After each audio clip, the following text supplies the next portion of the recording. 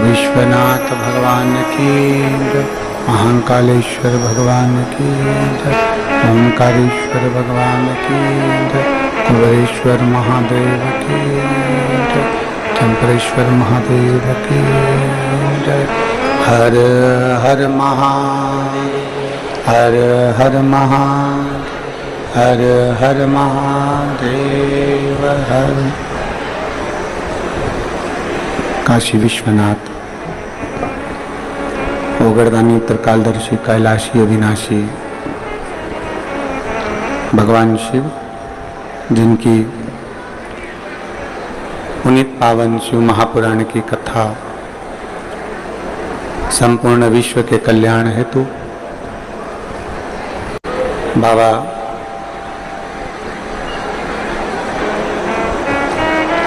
देवादिदेव महादेव की कृपा से, भगवान शिव की करुणा से, उनकी उदारता से ये पवित्र श्रावण के महीने में भगवान देवादिदेव महादेव की कृपा से आप और हमको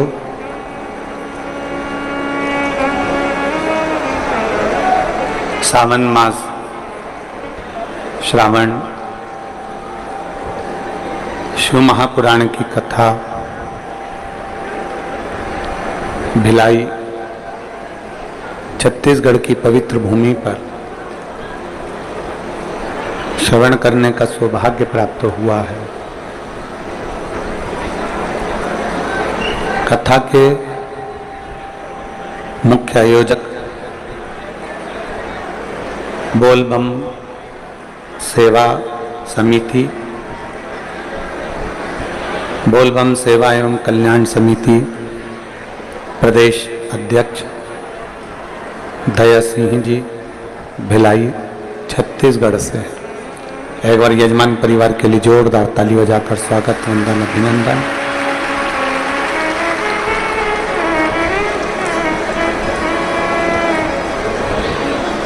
एक ऐसी समिति बोलबम सेवा एवं कल्याण समिति भिलाई छत्तीसगढ़ की, जो 16 वर्ष से लगातार भगवान शिव की पालकी बारात इस भिलाई शहर में नित्य आयोजित करती रही।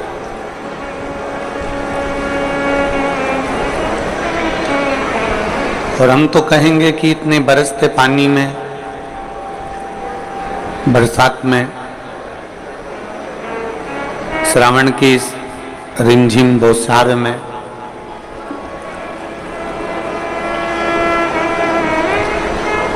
पाँच दिन के अंदर इतनी बड़ी व्यवस्था करना सबसे कठिन काम है, सबसे कठिन।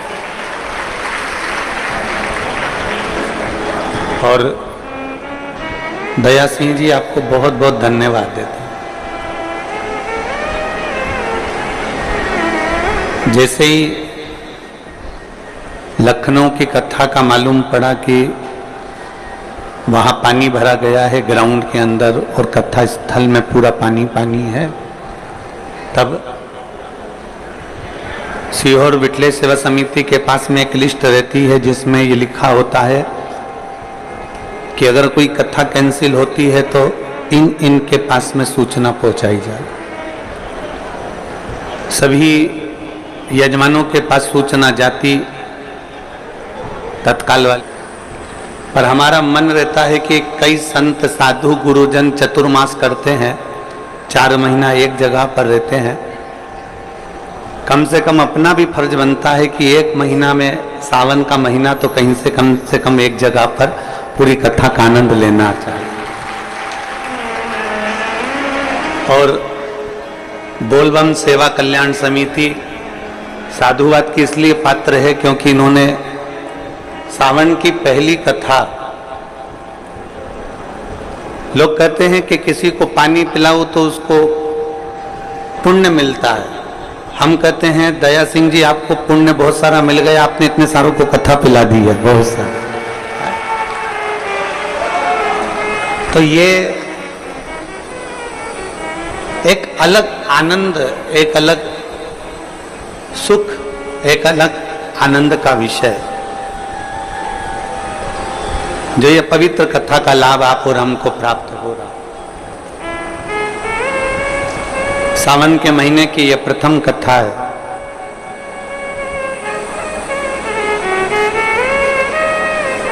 छत्तीसगढ़िया महतारी जो संपूर्ण विश्व को उदर तृप्ति के लिए, धान की फसल के लिए प्रसिद्ध है। ऐसे धान के कटोरे इस्पात नगरी भिलाई,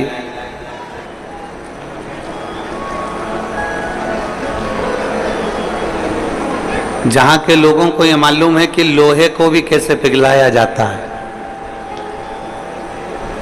ये केवल भिलाई के लोगों को मालूम है कि कठोर से कठोर को भी कैसे पिघलाया जा सकता है, ये इस्पात नगरी के लोगों को मालूम है। कठोर से कठोर को भी कैसे पिघलाया जा सकता है, ये केवल इस्पात नगरी का व्यक्ति जानता है।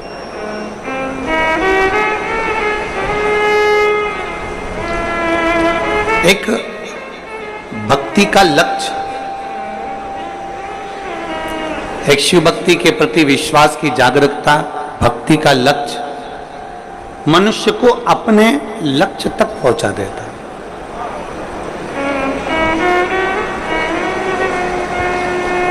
और तेरी कृपा बिना न हिले एक भी अणु, लेते हैं श्वास तेरी कृपा से तनु तनु। बखान क्या करूं मैं राखों के ढेर का, चपटी भभूत में खजाना कुबेर का। हे गंगाधार मुक्ति द्वार ओंकार तू, भोले ओंकार तू। आयो शरण तिहारी शंभु तार तार। बखान क्या करूं मैं राखों के ढेर का, चपटी भभूत में खजाना बिना शिव की कृपा के, बिना शंकर की उदारता के, बिना शंकर की करुणा के कुछ प्राप्त नहीं हो सकता। जो भी मिल रहा है, जो भी प्राप्त हो रहा है, जो भी हमें मिला है, ये शिव कृपा से ही है। इसलिए छत्तीसगढ़ वालों, कहीं सावन महीने में आपने भगवान देवादिदेव महादेव को पूर्व में बहुत लोटा भर भर के जल चढ़ाया होगा,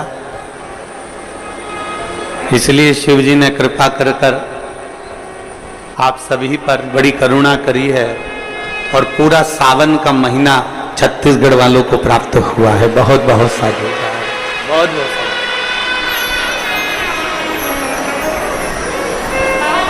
संपूर्ण। अब हमें ध्यान रखना है कि हमें भगवान शंकर की विरल भक्ति को कैसे करना है। हमें शिव को कैसे रिझाना है। बरसते हुए पानी में, कीचड़ में, बारिश में आप लाखों की संख्या में यहां पर पहुंचे हो। पंडालों में जगह नहीं है और पहले दिन की कथा है। छाता लगा लगा कर आप लोग बैठे हुए,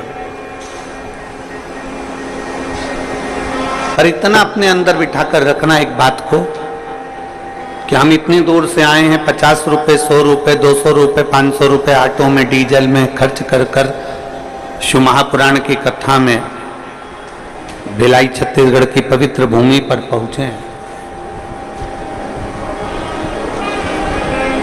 एक बात अपने अंदर उतार के रखना कि हम जब इतना खर्चा कर कर यहां पहुंचे हैं तो शिव जी को हम कैसे रिझा सकते हैं। हम भगवान शंकर को कैसे मना सकते हैं। हम औघड़दानी भगवान शंकर को किस तरह से अपना बना सकते हैं, वो प्रयास किया जाए।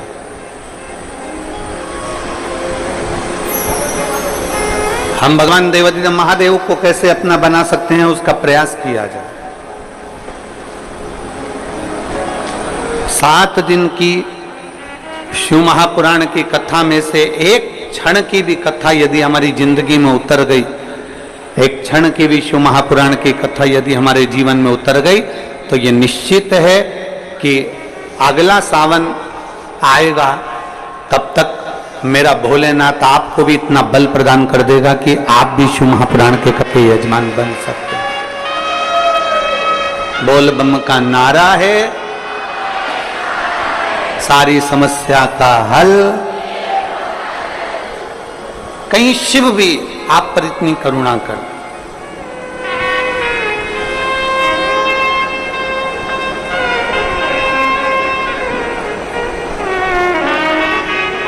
बहुत विश्वास लेकर कथा को सुनो, पूर्ण भरोसे के साथ शिव महापुराण की कथा सुनो,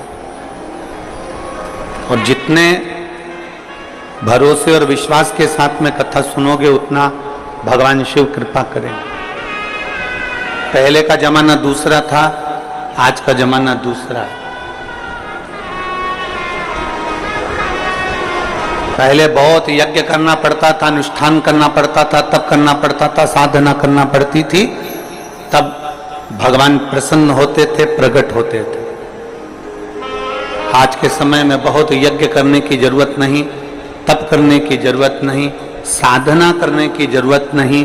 आज के जमाने में तो केवल भगवान शंकर को एक लोटा जल चढ़ाओ और बम बम भोले बोल दो, मेरा देवादिदेव महादेव तुम्हारे भंडार भरना प्रारंभ कर देता है। इतना सरल है। वो समय गया। पहले का समय और आज के समय में बहुत अंतर है।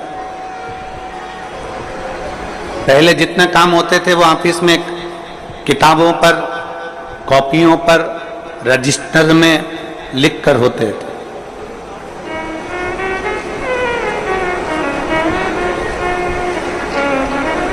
पहले के जितने कार्य होते थे वो सब रजिस्टर पर लिखकर होते थे, कॉपी किताब में लिखकर होते थे।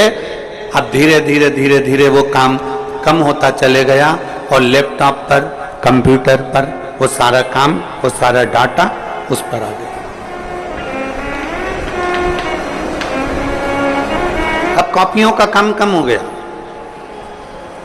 अब लिखा पढ़ी का काम कम हो गया और कंप्यूटर का, लैपटॉप का जमाना आ गया। लैपटॉप पर लोग लिखने लगे, कंप्यूटर पर लोग नोट करने लगे और उसको पूरा की पूरा डाटा उतारने लगे।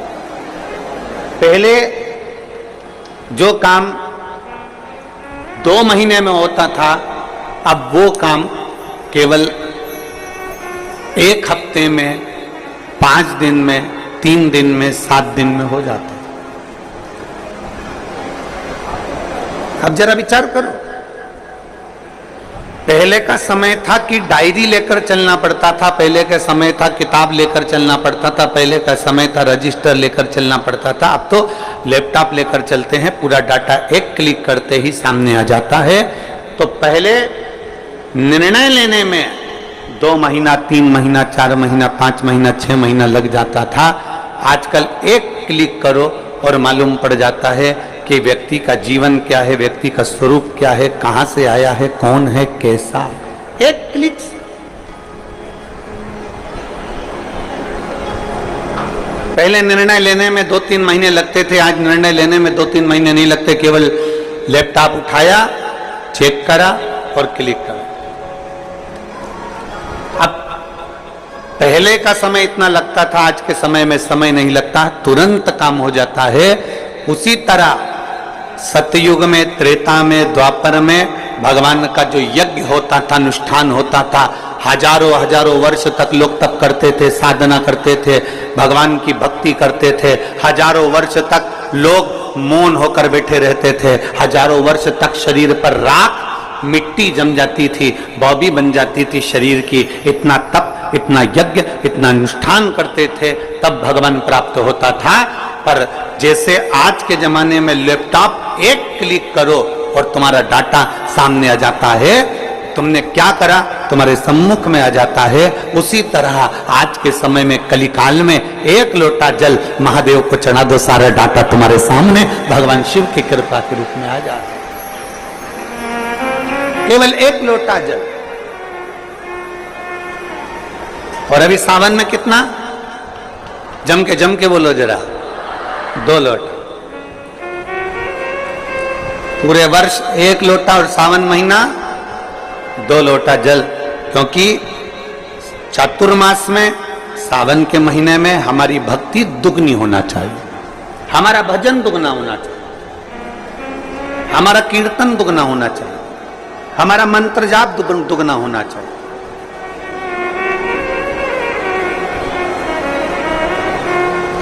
और मैंने तेरे ही भरोसे बाबा, तेरे ही भरोसे हवा बिच उड़ती जावांगी बाबा, डोर हत्तो छड़ना निकटी जावांगी।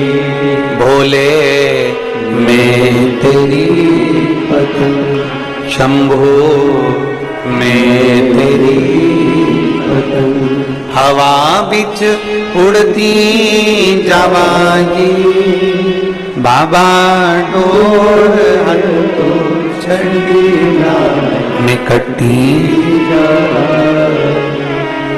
अपनी भक्ति को दुगना करिए, अपने विश्वास को दुगना करिए, अपनी दृढ़ता को दुगना करिए।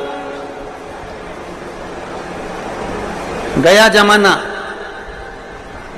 जब किताबों से, डायरियों से, लिखा पढ़ी से काम होता था, आज का जमाना लैपटॉप का है, तुरंत काम होता है। इसलिए भगवान फल भी तुरंत देता।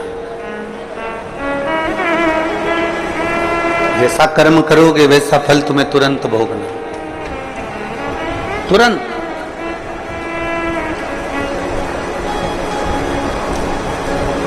और बहुत विश्वास के साथ में ये सावन का महीना मिला है, बहुत विश्वास के साथ। छत्तीसगढ़िया जम के, जरा जम के, छत्तीसगढ़िया सबले बढ़िया। बहुत विश्वास के साथ में ये सावन का महीना मिला है। इस सावन के महीने में जितना जितना शिव की भक्ति कर सकते हो उतनी करो। आस्था चैनल के माध्यम से, फेसबुक यूट्यूब के माध्यम से जितने शिव भक्त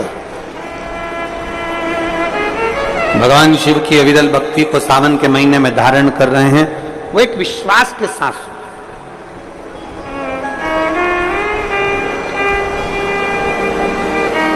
एक भरोसे के साथ। अभी हम जहां रुके हैं न्यू कुर्सी पार, कुर्सी पार है कि कुर्सी पार है? हाँ तो तुम समझ गए ना? हाँ ठीक है। हम जहाँ रुके हुए हैं न्यू कुर्सी, हाँ तुम समझ लेना, कुर्सी कुर्सी एक ही बात है, ठीक है। हम न्यू डैश डैश डैश पार रुके हैं, तो वहाँ जिस भवन में हम रुके हैं अग्रसेन अग्रवाल समाज का, तो सुबह सुबह लगभग 5 साढ़े 5 बजे हम जब सुबह मॉर्निंग वॉक कर रहे थे, घूम रहे थे, तो वहाँ एक माताजी ने एक बहुत सुंदर प्रश्न किया। कथा की शुरुआत है, ध्यान से सुनना। उस माँ ने एक प्रश्न किया कि गुरुजी,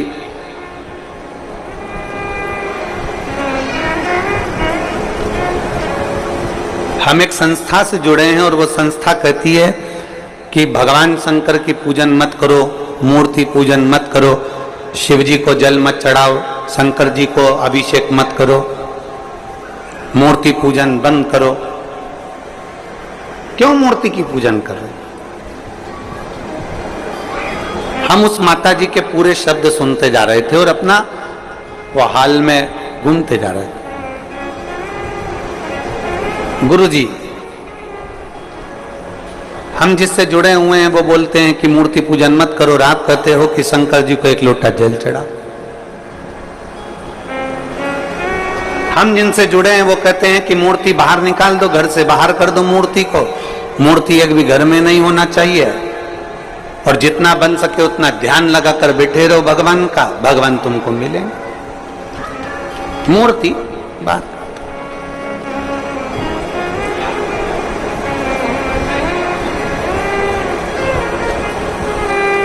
हमने उस माँ से कहा, तुम जिस भी संस्था से जुड़े हो हमें उससे मतलब नहीं है। उसने तुमसे कहा कि मूर्ति बाहर कर दो, मूर्ति पूजन मत करो, ध्यान लगाकर बैठे रहो।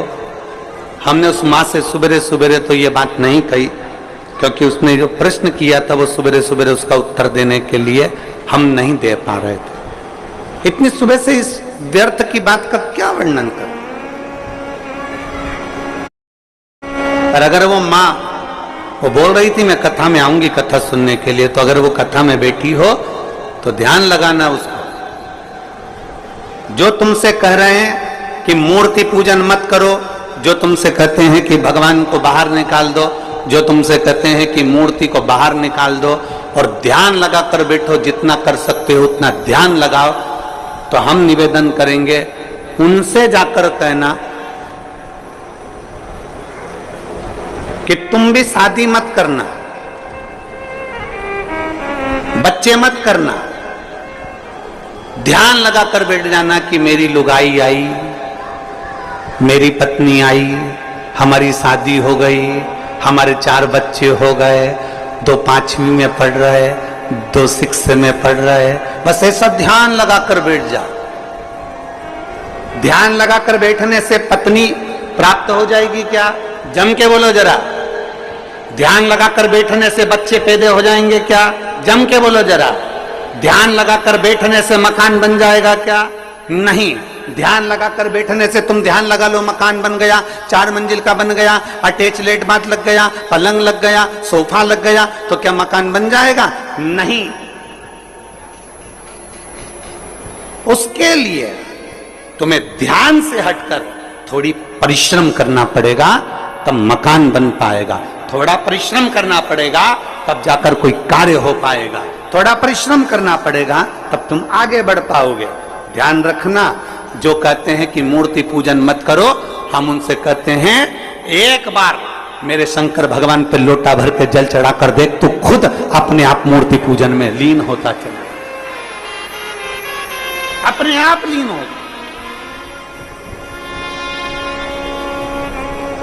कोई लेट बनता है, कोई जल्दी बनता है, शिव को जल चढ़ाने वाला एक दिन सेठ जरूर बनता है। सेठ जरूर बनेगा, थोड़ा समय लग सकता है, थोड़ा समय लगेगा।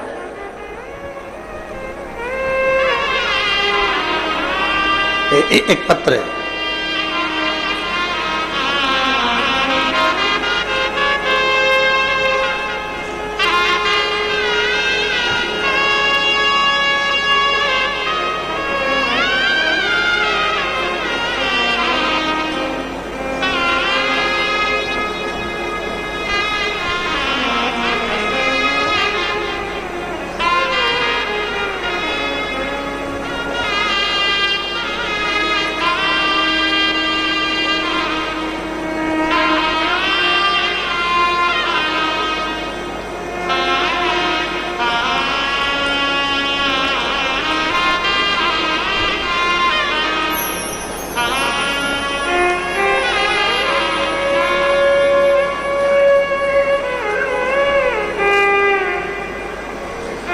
मेरा नाम मनीराम देवांगना।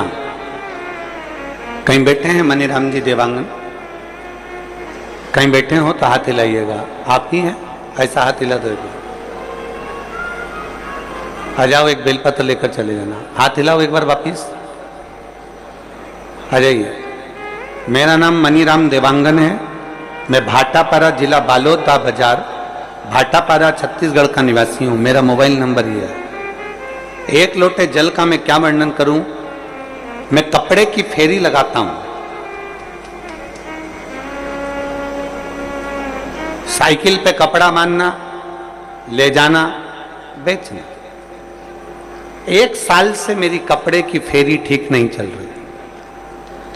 इतना दुखी हो गया कि भोजन के भी लाले पड़ने लगे। बड़ी मुश्किल से जिंदगी चलने लगी। अब करूं तो करूं क्या। एक दिन मेरे पिताजी ने मुझसे कहा कि तू एक काम कर, वो सियोर वाला महाराज कहता है कि शंकर जी पर अगर 1 लोटा जल चढ़ाओगे, उसको जल चढ़ाने वाला एक ना एक दिन सेठ जरूर बनता है। अब तू फेरी भी लगा, मना नहीं, पर पहले शिव जी को जल चढ़ा। मैंने अपने पिताजी के कहने पर, जो आपकी कथा दिन रात सुनते हैं, उनके कहने पर शंकर जी के मंदिर में जाना प्रारंभ करा। 1 लोटा जल चढ़ाना प्रारंभ करा। गुरुदेव 2-3 महीने तो मेरी फेरी जैसी थी वैसी ही रही, कोई अंतर नहीं आया। आखिरी में मैंने मंदिर जाना छोड़ा तो मेरे पिताजी ने कहा मंदिर मत छोड़, तो शिव जी के मंदिर में जा, झाड़ू पोछा लगा और 1 लोटा जल चढ़ा। अब मैंने मंदिर में सफाई करना प्रारंभ करी और मेरे बाबा का नाम लेकर जो जल शिव जी को चढ़ाता था वही मैं अपने कपड़े पर छींट देता था और कपड़ा लेकर साइकिल पर बांध कर चला जाता। आज मेरे बाबा ने ऐसी कृपा कर दी कि मुझे भी लाखों और करोड़ों में खिला दिया। मैं बाबा को धन्यवाद देने के लिए आया, मैं शिव को धन्यवाद देने के लिए आया। लाइन अच्छी लिखी है, आप और हम सब गुनगुनाते। खाली ना जाता कोई दर से तुम्हारे, खाली ना जाता कोई दर से तुम्हारे, मैं भी खड़ी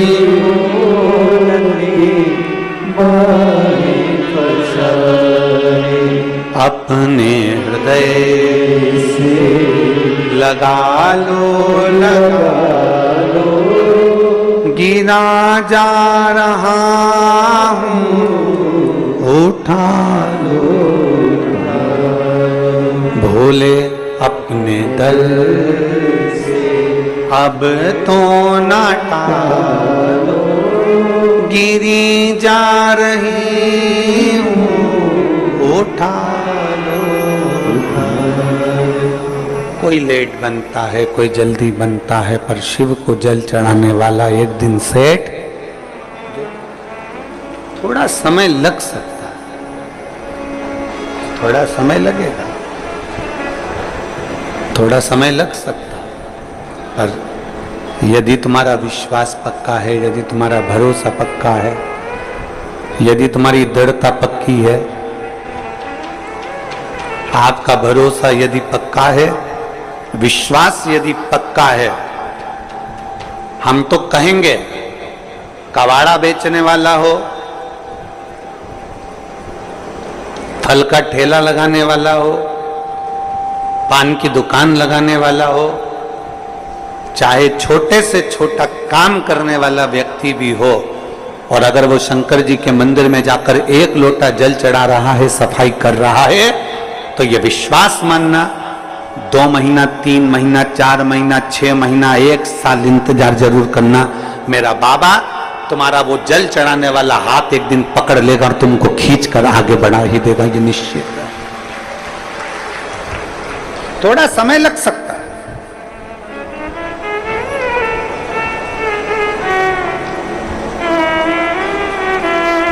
थोड़ा समय लग सकता है, पर मेरा बाबा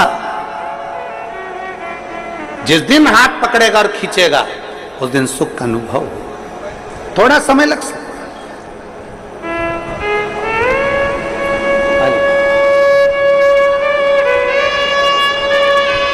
एक विश्वास, साइकिल पे कपड़ा बांध कर बेचने वाले के लिए भी शंकर ऐसी अविरल भक्ति पैदा कर दिया कि उस बच्चे ने लिखा है कि मुझे भंडार भरकर इतना दे दिया मेरे बाबा ने कि मुझे कमी।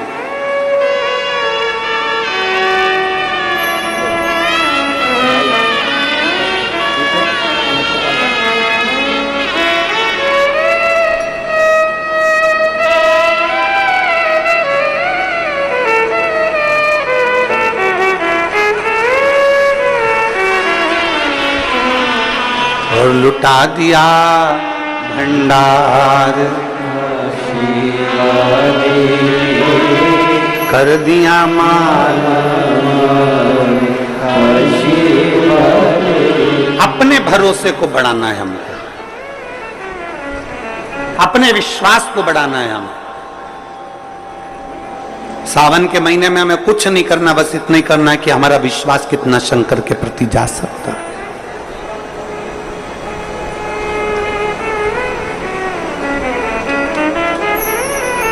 बहुत सारे मिलेंगे आपको जो शंकर जी से आपको दूर करते जाएंगे, बहुत मिलेंगे।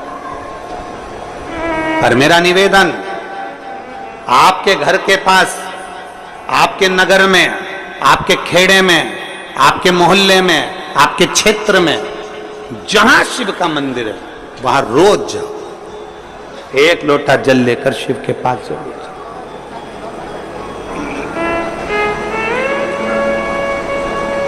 उसके दरवाजे तक जरूर पहुंचो।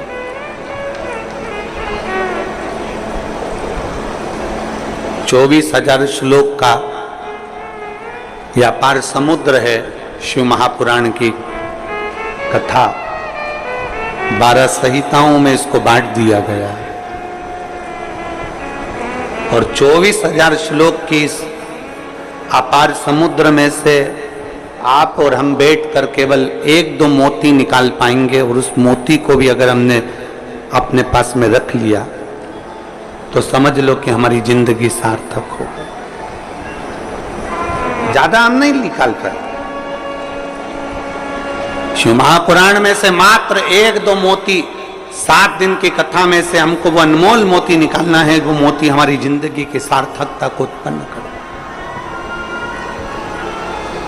और जिसने 2 मोती निकाल लिए उसका जीवन सार्थक।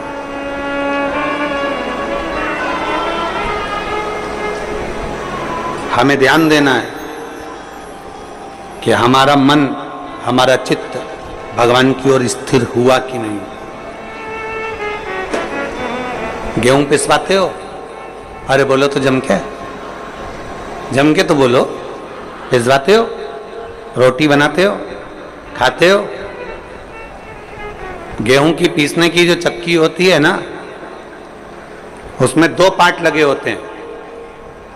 एक पार्ट फिक्स और दूसरा पार्ट, जम के बोलो, घूमता रहता। चक्की का जो एक पार्ट होता है वो एकदम फिक्स होता है, एकदम जमा हुआ होता है, दूसरा पार्ट घूमता रहता है, तब जाकर वो गेहूं चावल पिसाता है। और अगर दोनों पार्ट घूमने लगेंगे तो पिसाएगा क्या? नहीं। चक्की का एक पार्ट स्थिर है और दूसरा पार्ट घूम रहा है, उसी तरह इस शरीर के भी दो पार्ट हैं, एक मन, दूसरा ये शरीर। शिव महापुराण की कथा कहती है, मन को शंकर के चरणों में स्थिर रख लो और ये शरीर घूमने दो, परमात्मा को मिलने में देरी नहीं लग सकती। मन स्थिर रखो। हम मन को स्थिर नहीं रख पाते। हम मन को जिस दिन स्थिर रख लेंगे, हम मन को जिस दिन पकड़ लेंगे, हम जिस दिन मन को अब स्थिरता में लाकर खड़ा कर देंगे, जिस दिन हमने मन की स्थिरता को निश्चित कर दिया, जिस दिन हमने मन को स्थिर कर दिया, फिर ये शरीर कहीं पर भी जाए, ये शरीर कहीं पर भी पहुंचे, अगर मन स्थिर हो गया तो फिर शरीर भी इधर उधर नहीं जा सकता। मन की स्थिरता। किसी किसी घर में बच्चों को इतने अच्छे संस्कार दे दिए जाते हैं, किसी किसी घर में बच्चों को इतना अच्छा ज्ञान दे दिया जाता है कि बच्चा किसी के साथ भी रहे उसका मन कभी बिगड़ता नहीं।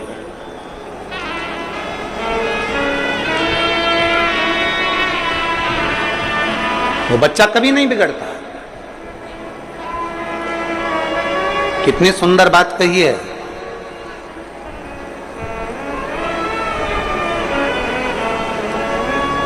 केकई मंथरा अयोध्या में रहने के बाद भी नहीं सुधरे और वो विभीषण रावण की लंका में रहने के बाद भी बिगड़ा नहीं बिगड़ा।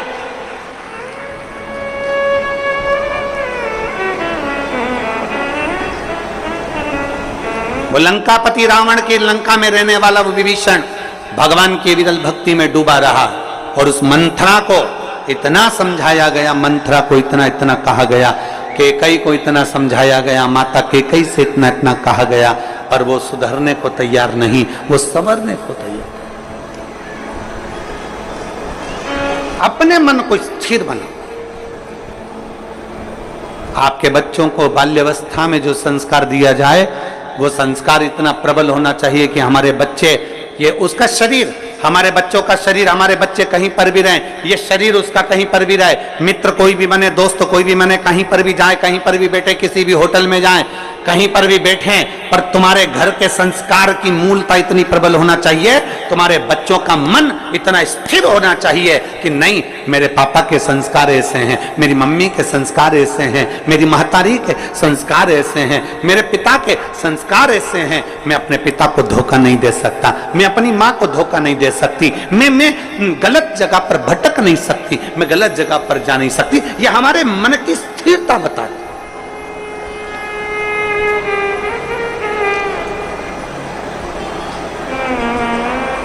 आज का जो माहौल चल रहा है ना, ए मेरी जीजियों और मेरे जितने जीजा बैठे हैं वो भी सावधानी से सुने।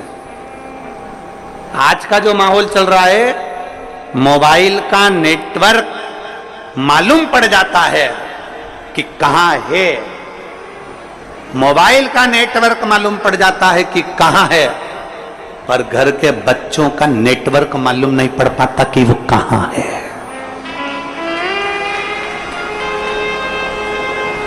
हमारे बेटे का नेटवर्क कहां चल रहा है, हमारी बेटी का नेटवर्क कहां चल रहा है, हमारी बेटा का नेटवर्क कहां तक है, हमारी बेटी का नेटवर्क कहां तक है, हमारे बच्चों का नेटवर्क कहां तक है, किसकी संगत में, कौन दोस्त, कौन सहेली, कहां जा रही है, कहां ले जा रही है, कहां बैठ रही है।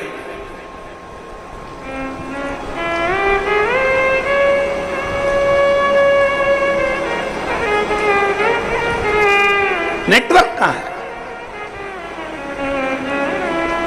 गुरु नानक देव जी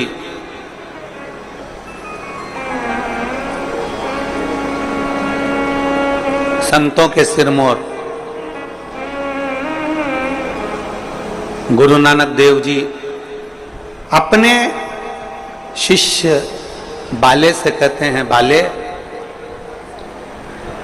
एक व्यक्ति जो कर्म करता है, उस कर्म करने वाले व्यक्ति के ऊपर उस मालिक की दृष्टि हर पल रहती है, हर पल। जैसे आज की भाषा में कहें कि दुनिया के लोग कहीं पर भी रहें, वो सोचते हैं कि हमने जो करा वो परमात्मा ने नहीं देखा, हमने जो किया वो भगवान ने नहीं देखा। हम पुण्य करते हैं तो सारी दुनिया में डोंडी पीट देते हैं, और हम पाप करते हैं तो किसी से नहीं कहते, छुपा लेते हैं। उसको लगता है कि मैंने किसी से नहीं कहा। गुरु नानक देव जी कहते हैं, बाले हमारे एक एक कर्म पर हमारे ईश्वर की, उस परमात्मा की दृष्टि हमेशा रहती है। मोबाइल का नेटवर्क मालूम पड़ सकता है कि कहां है, पर आज के बच्चों का नेटवर्क मालूम नहीं पड़ पाता कि बच्चे कहां हैं, किससे बात कर रहे हैं, मोबाइल में किससे चैटिंग कर रहे हैं, किससे बात की जा रही है, कौन है, कौन सहेली है, कौन दोस्त है, कौन व्यक्ति कैसा है, उसको नहीं मालूम पड़ता। मोबाइल का नेटवर्क मालूम पड़ जाएगा, पर बच्चों का नेटवर्क नहीं मालूम पड़ पाता। इसलिए निवेदन आप सबसे, शिव महापुराण कथा के माध्यम से जितने मेरे विश्व के पूरे संपूर्ण विश्व में बैठे हुए श्रोता भाई बहन जो शिव महापुराण की कथा को सुन रहे हैं, उनसे निवेदन है, सावन के महीने में अपने बच्चों के हाथ में एक लोटा जल पकड़ाओ और उसको भी शिवालय तक भेजो, जिससे उसका मन स्थिर होगा। शरीर भले घूमता जाए पर मन की स्थिरता बनना चाहिए। शरीर भले घूमे पर मन की स्थिरता हो, स्थिर। मकान किसने बनाया? तुमने मेहनत कर कर।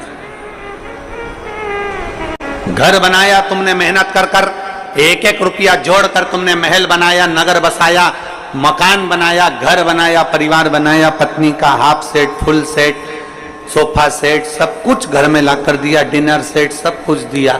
उसके बाद भी मनुष्य अगर घर में अपसेट रहे तो ऐसे सेट का कोई मतलब नहीं। उसके बाद भी अगर अपसेट हो तो उसका कोई मतलब नहीं।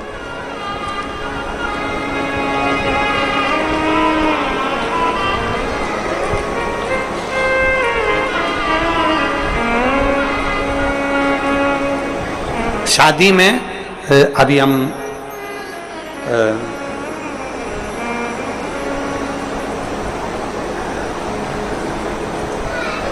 बीच में कथा थी एक महाराष्ट्र में, तो हम एक शादी में गए, वो नहीं माने कि वो बेटी ने जिद कर ली कि नहीं, गुरुजी नहीं आएंगे तो मैं बरमाला नहीं डालूं, फेरे नहीं काटूं, फिर हमको जाना पड़ा। अब वो बेटी ऐसा हाथ करी, हमने उसके हाथ में श्रीफल वगैरह दिया, तो उसके हाथ में नाम लिखा हुआ था। तो हमने बेटी से पूछा, क्यों रही ये हाथ पे नाम किसका लिखा है? तो बेटी ने कहा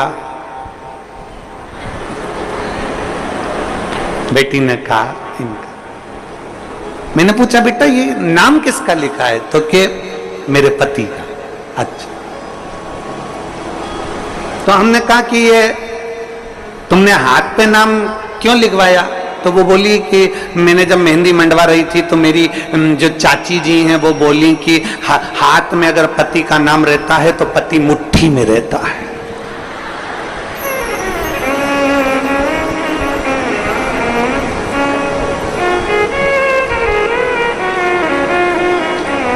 तो फिर हमने कहा, बेटा फिर तो पति की जगह सास का लिखाना था, फिर पति का क्यों? अगर हाथ पे नाम लिखने से पति मुट्ठी में आ जाए तो सास का नाम लिखाती कि सास मेरी मुट्ठी में हो जाए।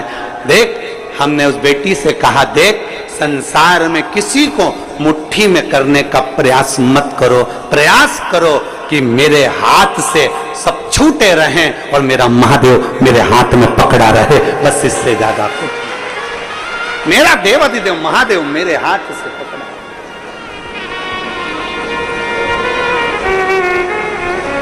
मेरा शिव मेरा बना रहा है, उससे ज्यादा मुझे कुछ नहीं चाहिए। हम संसार के लोगों को अपना बनाने का प्रयास कर रहे हैं, हम संसार के लोगों को अपना बनाने का प्रयास कर रहे हैं, हम संसार के लोगों को अपना जोड़ने का प्रयास कर रहे हैं, हम संसार के लोगों को ये विचार करते हैं ये परिवार नाते रिश्ते कुटुंब कबीले सब मेरे बनते चले जाएं। शिव पुराण कहती है हम जितना जितना संसार के लोगों को अपना बनाने का प्रयास करेंगे ये हमसे दूर हटते चले जाते हैं। इसलिए प्रयास ये करो कि हमारा शिव, हमारा शंकर, हमारा ओघड़दानी, मेरा देव अधिदेव महादेव, मेरा शंभु, मेरा त्रिकालदर्शी, मेरा शिव हमारा बन जाए, बाकी की दुनिया भले जाए तो जाए। और शंभु शरणे पड़ी मांगो घड़ी रे दुख काटो दया करीन दर्शन शंभु शरणे पड़ी मांगो घड़ी रे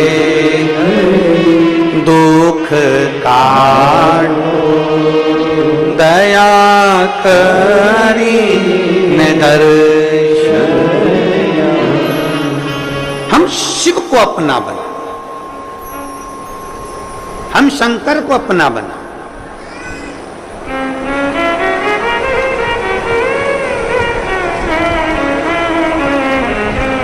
हाथ पर नहीं, दिल पर हमारे शिव का नाम अंकित कर ले। श्री शिवाय नमस्तुभ्यम जब हमने अंकित कर लिया तो हमारे हर पल हर घड़ी हर क्षण हर श्वास में शिव रमेगा।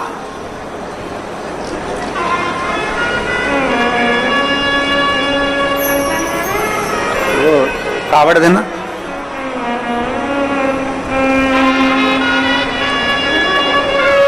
कावड़ देखी आप लोगों ने? ये कावड़, इसमें दो तो पानी के कलश रहते हैं, दो पानी के लोटे रहते हैं, भक्ति की डोरी बंधी होती है, और एक बांबू एक बांस लगा रहता है।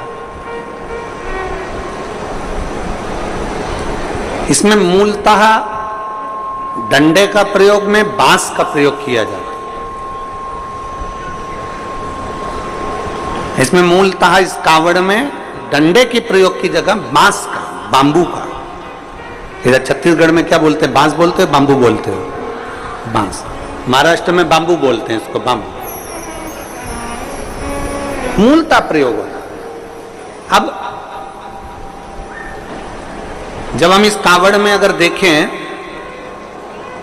तो सबसे मुख्य अगर कुछ होता है कावड़ ले जाने में तो वो बांबू होता है, बांस होता है। और बांबू का जो पेड़ होता है, बांस जो होता है उसमें थोड़ी दूर तक अच्छा रहता है, फिर गठान आ जाती है, फिर थोड़ी दूर तक अच्छा रहता है, फिर गांठ आती है, फिर थोड़ी दूर तक अच्छा रहता है, फिर गांठ आती है। बोलो देखा कि नहीं देखा आप लोगों ने? बांबू में जगह जगह पर गांठ आती रहती है और बांबू अंदर से पोला रहता है।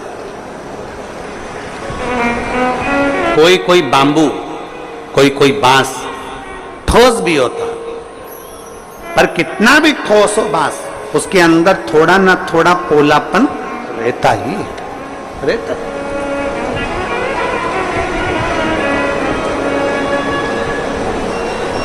शादी में, विवाह में,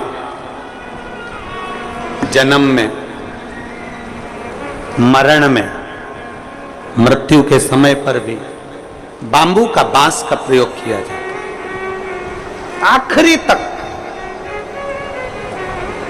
और कांवड़ चढ़ाने के लिए भी जिस बांस को पकड़ा जाता है, जिस बांबू को पकड़ा जाता है, जिसमें दो कलश बंधे होते हैं, उसको हम पूरे समय अपने हाथ में, कंधे पर, दोनों कंधे पर किसी भी तरह से उसको लेकर सावन के महीने में शंकर जी के पास जाते। उसका कारण क्या है? क्यों, किस लिए? और बोलते बोलते जा रहे हैं। बोल बम बोल बम बोल बम बोल बम बोल बम बोल बम बोल बम, बोलते बोलते।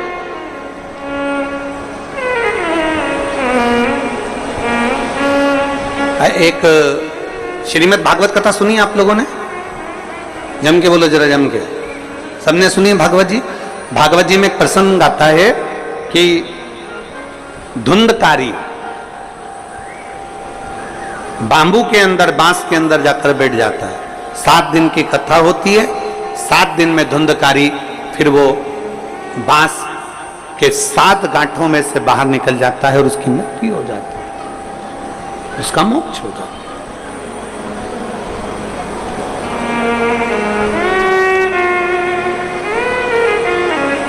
एक बांस कंधे पर लिया, 2 लोटे, 2 कलश उसमें बंधे और उसको हमने पकड़कर बोल बम बोल बम बोल बम बोल बम बोलते बोलते बोलते बोलते चल।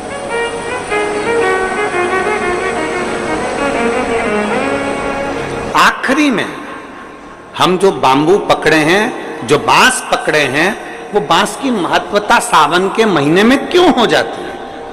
क्यों कावड़ बांबू पर ही बांध कर ली जाती है? उसका कारण क्या है? उसका केवल एक कारण है, हे देवाधिदेव महादेव, इस बांबू में गांठें हैं। और सरलता में जाइए, देखो बहुत बहुत सरलता में जाइएगा। हमारे भारत की भूमि के जो जगत गुरु शंकराचार्य जी हैं, वो भी अपने हाथ में दंड रखते हैं, वो भी बांबू, वो भी बांबू, वो भी बांस।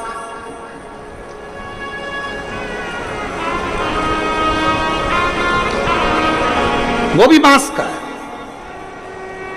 कंधे पर कावड़ ली और कावड़ लेकर जब हम चले, हम पकड़कर बोल बम बोलते बोलते जा रहे हैं, उस कावड़ के डंडे को पकड़े हैं और आखिरी में शिव जी के मंदिर में जाकर भगवान शंकर को जल अर्पित करते हैं। और जल अर्पित कर कर हम जब वापिस अपने भवन की ओर आते हैं तो देव अधिदेव महादेव के उस भाव में भगवान शंकर की भक्ति कहती है, शिव महापुराण की कथा कहती है। वो बांबू जिसमें बहुत सारी गांठें हैं और वो गांठें स्वयं शिव शंकर की कथा कहती है। जिस समय पर हम दोनों हाथ में कावड़ के लोटों को लेकर, जल लेकर भगवान शिव को समर्पित करते हैं, 2 हाथ हमारे जल से भरे होते हैं और बांबू नीचे रह जाता है। उसी समय पर शिव कथा कहती है कि जैसे बांस की गांठें बहुत होती हैं और वो गांठ टूटती नहीं है, पर महादेव के चरणों में जैसे ही 2 लोटा जल पहुंचता है, हमारे जीवन की सारी गांठें टूटती चली जाती अपने आप।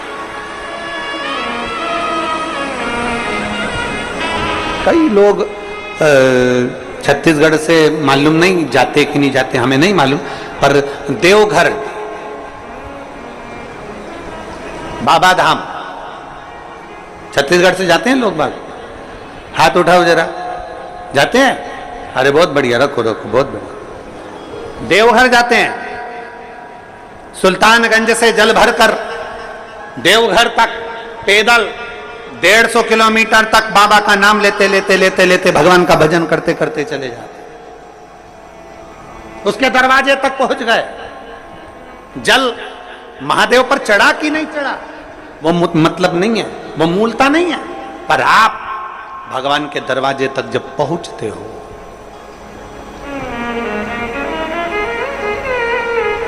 आप भगवान के द्वार तक जब पहुंचते हो तो भगवान उसको स्वीकार करते हैं।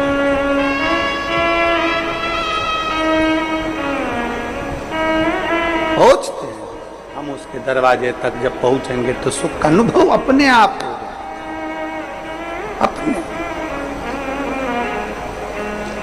शिव कथा कहती है, कावड़ लेकर जब हम भगवान देवाधिदेव महादेव की ओर बढ़ते हैं, कावड़ लेकर,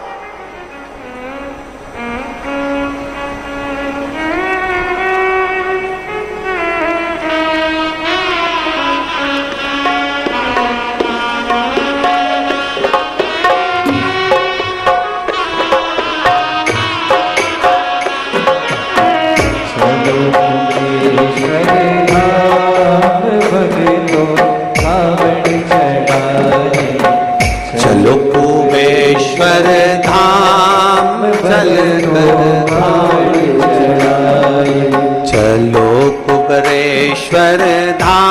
धाम चल कर कावड़ चढ़ाए। चलो कुबरेश्वर धाम तो कावड़ चढ़ाए। कावड़ चढ़ाए मेरे भोले को रिझाए। कावड़ चढ़ाए मेरे भोले को रिझाए। कावड़ चढ़ाए शिव शंकर को रिझाए।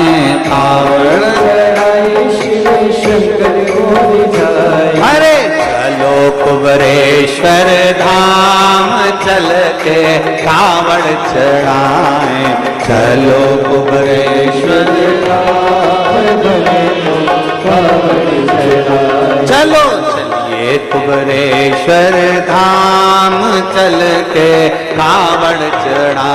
चलो कुबरेश्वर धाम चल के कावड़ चढ़ाए। ओ कावड़ चढ़ाए मेरे भोले को रिझाए। कावड़ चढ़ाए मेरे भोले को रिझाए। ओ कावड़ चढ़ाए शिव शंकर को रिझाए। कावड़ चढ़ाए शिव शंकर को रिझाए। चलो चलिए कुबरेश्वर धाम चल के कावड़ चढ़ाए। चलिए कुबरेश्वर धाम चलिए कुबरेश्वर धाम चल के कावड़ चढ़ाए। चलिए कुबरेश्वर धाम बड़े भाव से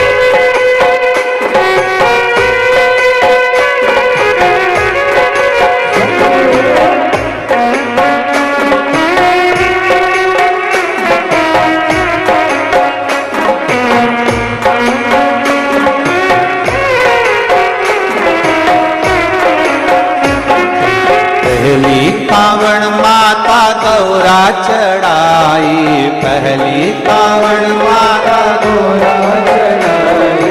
पहली कावड़ माता गौरा चढ़ाई। पहली कावड़ माता गौरा चढ़ाई। ओ गौरा चढ़ाई भोले बाबा को रिझाई। गौरा चढ़ाई भोले बाबा को रिझाई। गौरा चढ़ाई शिव शंकर को रिझाई। गौरा चढ़ाई शिव शंकर को रिझाई। चलो चलिए कुबरेश्वर धाम चल के कावड़ चढ़ाए। चलिए कुबरेश्वर धाम भगतों कावड़ चढ़ाए। कुबरेश्वर धाम चल के कावड़ चढ़ाए, चलिए कुबरेश्वर